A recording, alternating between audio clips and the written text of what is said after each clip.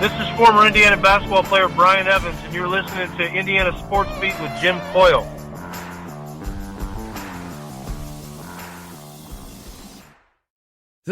Today's guest is brought to you by Reynolds Family Dentistry of Sellersburg. You need $1 million smile for those championship photos, and that's exactly what you'll get with Reynolds Family Dentistry.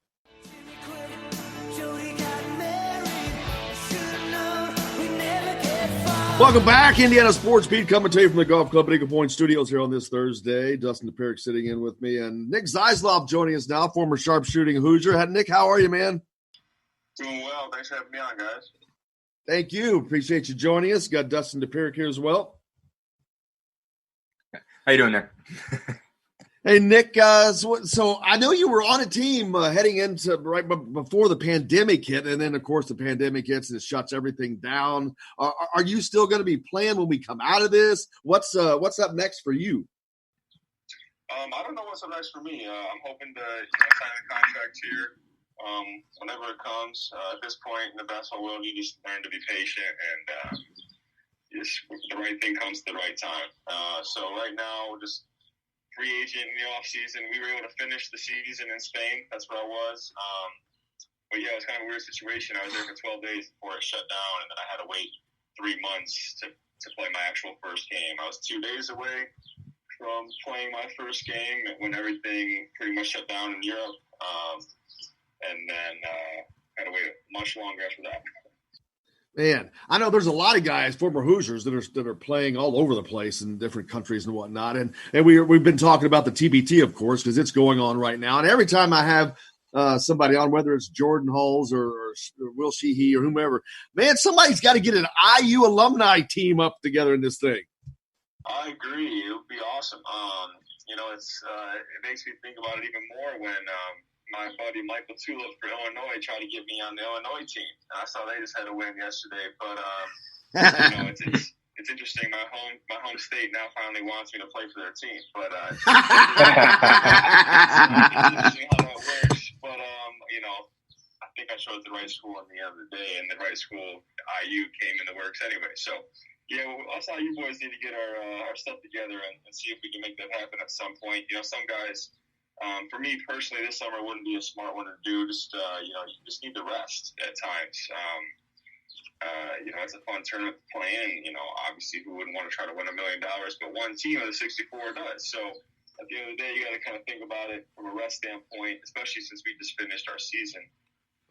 June 25th was our last game. So you never know how fast the turnaround could be at this point. So you just got to kind of take a smart decision at that, right now. So we'll see if we can get one next year. We'll see if we could organize that. Yeah, when I talk to all these guys, everybody's all are like you are very enthused about doing it. But first of all, you got to have somebody who has to go through all that work and putting it together. And then you've got all the different schedules with guys playing in so many different places. So I know there's a lot of difficulty to it, but it would be cool to see, Dustin. And I know the fans would love to see that. And Indiana is just one of those programs that you expect that from. Yeah, no, definitely. It's a surprise they haven't done it. Nick, I just wanted to ask more. I mean, you mentioned this, getting back and the season just started. I mean, what was it like to go back to playing in Europe, basically? What was the scene like? And just give me an idea, just what it was like for basketball to function out there, just after the sort of initial wave of the pandemic. It was great. I mean, the process took some time. We had to first start doing individual workouts where only one of us could be on half the court at a time, and one of us could be in the weight room at a time. And then we started getting a 5-on-0. So you're trying to limit the, how many people were together at one point, and then we went 5-on-5 practices. And at that point, we're like, all right, if we're going 5-on-5 practice, we're probably going to do this thing. So it was a great tournament put on in Valencia, and just being one of the few leagues to play at that time, one of the first leagues back. I think Germany was the first, we were the second. It was something cool, something special to be able to say that. So our team didn't do as well as we wanted to, but at the same time, it was special to be one of the few teams to play first and a few weeks to play first out of this whole ordeal. Just in general, just walking around, how are things different in Europe in regards to the pandemic than you're seeing here? I mean, what's, I guess you're back. I mean, what kind of difference are you seeing in terms of just how people are going about their day-to-day lives handling this thing? Well, those first 6-7 weeks, you did not leave your place unless you were going to the grocery store. There was some essential work, personnel out, but not much. Then we started reopening, but it was like, it was very strict, and even I was on the islands down south, the Canary Islands, and we had very few cases, and they were even sticking to all of correct protocols that mainland Spain was, and it was a lot worse in the Catalan region, Barcelona, Madrid areas. So it was just interesting to see how strict everyone was taking it, even on the islands where it was very remote and very few cases. So obviously here we're not doing too great right now, and it's almost like everyone's just trying to get back to normal life, but things are getting worse. So I don't know what's going to happen here coming forward. It's interesting to see the two continents and how they, obviously our two countries too, how the differences of it for sure. Just the fear of being in another country. I cannot imagine on the onset of this thing when it first happened of being someplace else because I've traveled. I've been. There's some trepidation when you're in another country of just general life, and I cannot imagine when something like this were to go full-fledged and to be out of the country. Just a scary thing for people. No doubt about that. We the remoteness of the island was nice and secure and safe. At the same time, how do we get anywhere? Am I taking a boat back to America, or am I gonna be able to get a flight to Spain? That was in the first few months or these few weeks, I was pretty nervous. Not gonna lie, but you just gotta realize everything's gonna happen for a reason, and things will work out. So with this offseason, kind of an unplanned offseason now, what have you been doing to stay in shape? How are you trying to get back there? You've been able to rehab and get some workouts in. I know that's also been tough for guys, or at least it was in the beginning, to find a place to be able to do all that they needed to do. Yeah, I'm still only a week, almost not even 2 weeks back at this point. So I'm still trying to get in my rhythm with where the workouts are going to take place and what workouts I'm going to be doing. I haven't done much basketball recently. Sometimes your body just needs some rest, but staying mobile, keeping the mobility right, and then just little workouts here and there. It's a long season, and you just got to be smart with how you work your body. I used to be the guy that just first day, 2 days later, I'm back in the gym shooting, running, cutting. Now it's taking. I'm 27. I got to be a little smarter. I'm not old, but I'm not young. To the point where you just got to be smart with what you're doing and take care of your body first.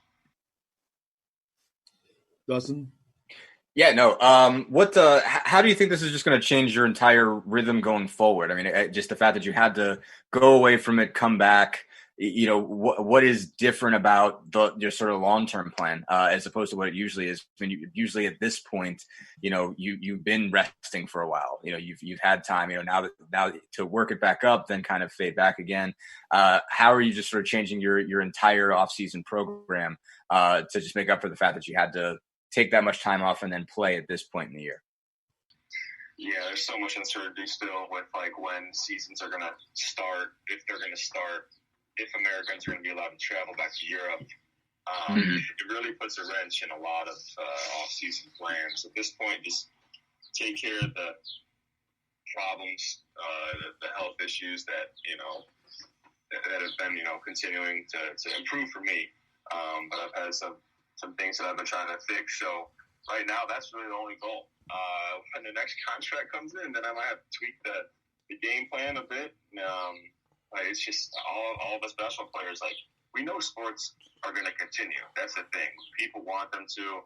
Leagues want them to. Organizations, teams, everything wants to continue. It's just a matter of how and when. So the when is the big question right now. But I'd probably be more worried about it in my earlier years. I've just finished my 4th year pro, and I learned a lot about patience this year. So whatever happens, happens. So we'll just keep on going. Normally, are you able to follow Indiana during the season? I know when you're out of the country, I know talking to these guys, sometimes it's difficult, but with all the technology, most guys don't have too much trouble keeping up. Are you able to watch and getting the games in? Not too many went overseas. I think I watched one or two when I was in Lithuania and then Rome and Spain, my first and second year overseas. One of those being the Butler game in the field house, which was a great finish, obviously. And then, the Notre Dame one was probably another one too, where J-Mo had the finisher. But this year was tough. I was in Santa Cruz, and it seemed like it was so early being there in California time. It was almost like easier to watch games in Europe at that time difference than it was being that far ahead in California. I wasn't used to watching games when I was in California with the Santa Cruz Warriors, so it's hard to. But I mean, and also now with not many guys being on a team that I know, it's also different as well. So, are you home in Illinois now? Yep, good old Chicago. Hopefully, the Windy City isn't too disrupting the volume or anything. I hope you guys can hear me well. Well, I hope so. But man, Nick, I can't thank you enough for taking the time out to join us today. And I hope that everything kind of gets back to at least starting up where you guys can get over, because we love following you guys. And I know everyone has to get in shape, but hopefully we'll check back with you and see how everything goes. But I cannot thank you enough. That sounds good, man. Thank you guys for having me again, and you guys take care.